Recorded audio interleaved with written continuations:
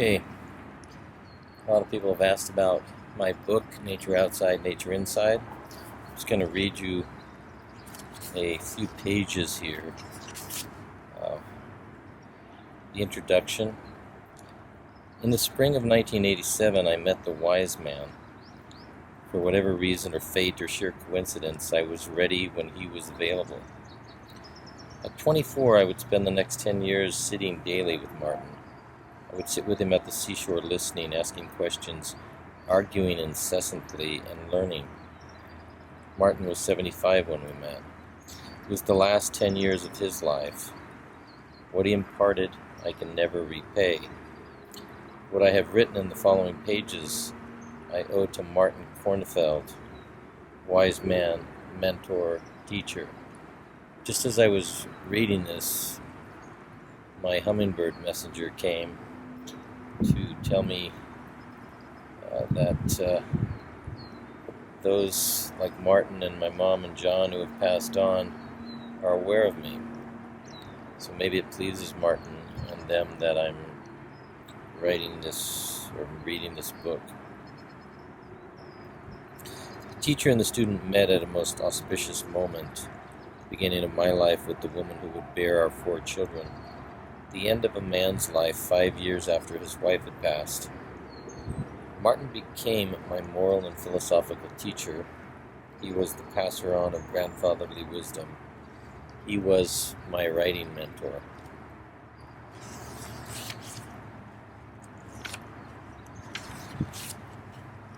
So each of these chapters begins with a story, and each of the stories begins with an introduction to the story. So chapter 1, a man must delve into himself. He must delve into nature, his nature and the nature of the living earth.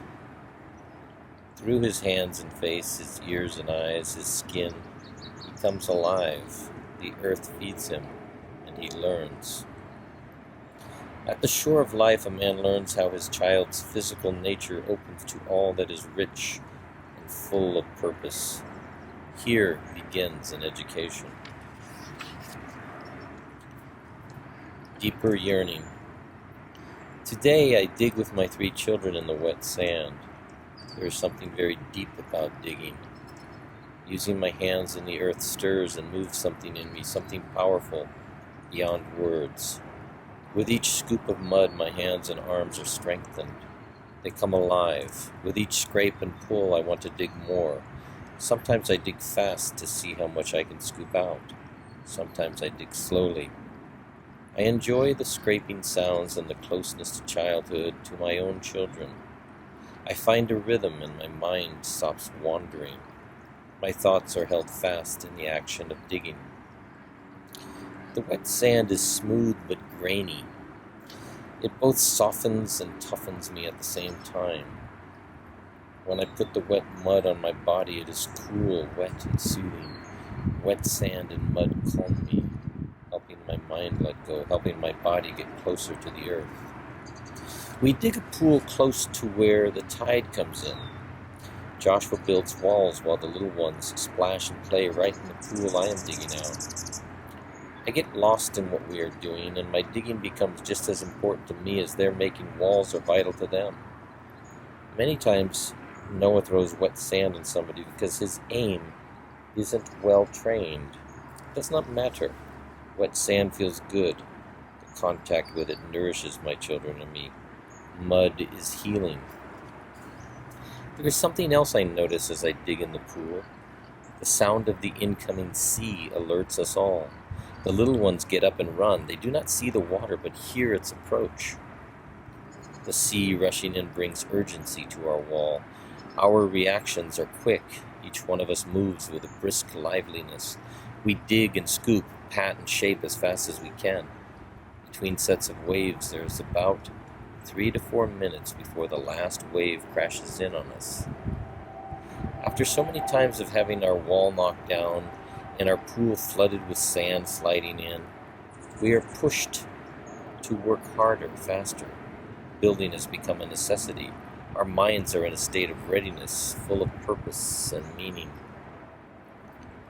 It is clear to me children know how to do very important work if we let them. In nature, children create a world where everything they do is of earth-shaking immediacy. Digging in the sand is a double blessing. Not only is it a great awakening and strengthening of the body and spirit, it also allows my children constructive hard work while feeling at their peak. Life at the seashore is always shaping a mature worldview with my children.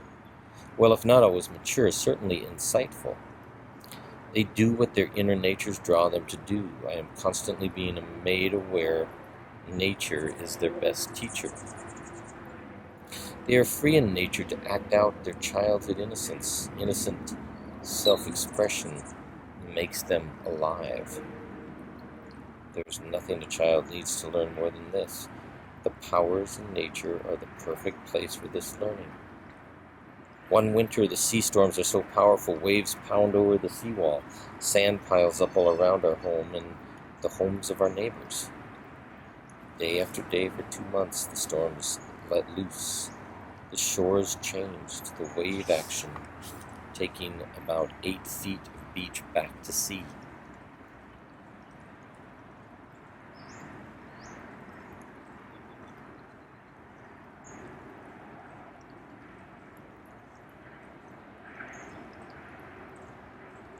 Our children run out and stand on the seawall looking down at the changed beach.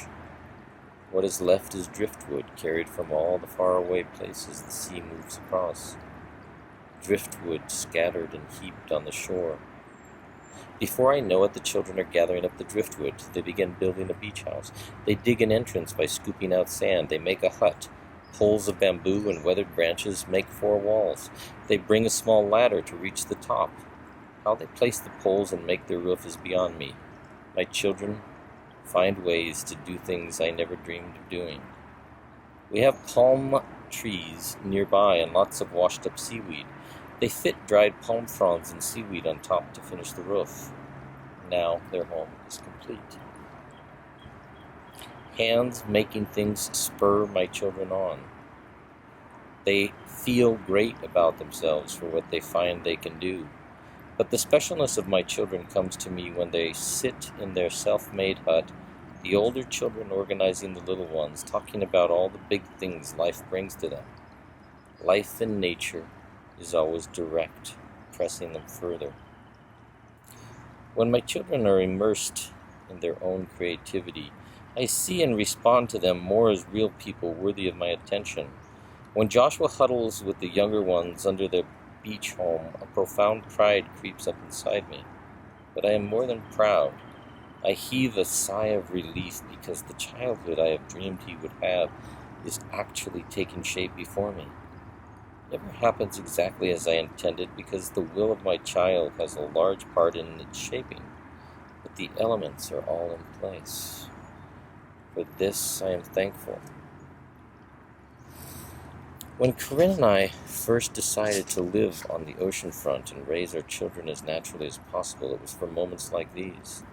Our priority has always been that the living sea, the earth, the sky, all of the elements of the seashore and the living universe would unveil a world teeming with intelligence more than any we could create, and that this would be worthy of our children's lives.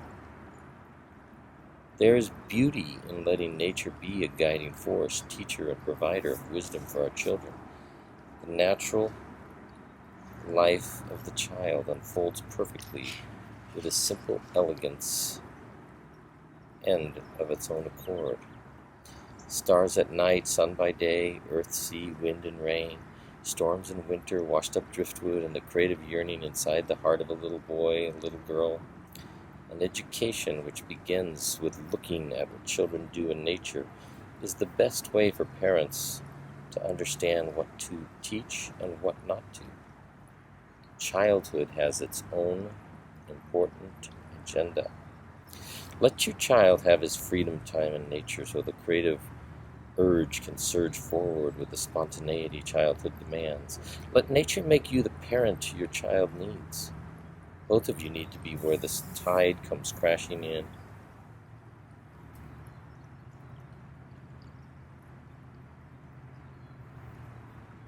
or where the mountain has lifted up the very earth you walk upon. And as you read these vignettes, feel nature welling up inside you. Sense the forces within your child. You will have a deeper understanding. Then you will take your child to where life pushes you both to be your very best.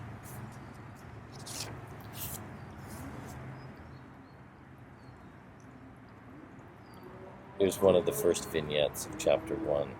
So we have a chapter, a little story, and then about 25 or 30 vignettes. Digging speaks to a man's deeper yearning, to an urge to create that he carries in himself. To dig the hands into the earth brings a man closer to what he wants to feel in him, closer to what he needs from life. When a man puts his hands into the earth, he brings his body towards the ground, to the boulder he needs to hold close to his heaving chest. When a child is born, his digging becomes more real. The father must dig always deeper. Nature outside, nature inside. If anybody has more interest, you can get it on Amazon or just give me a shout.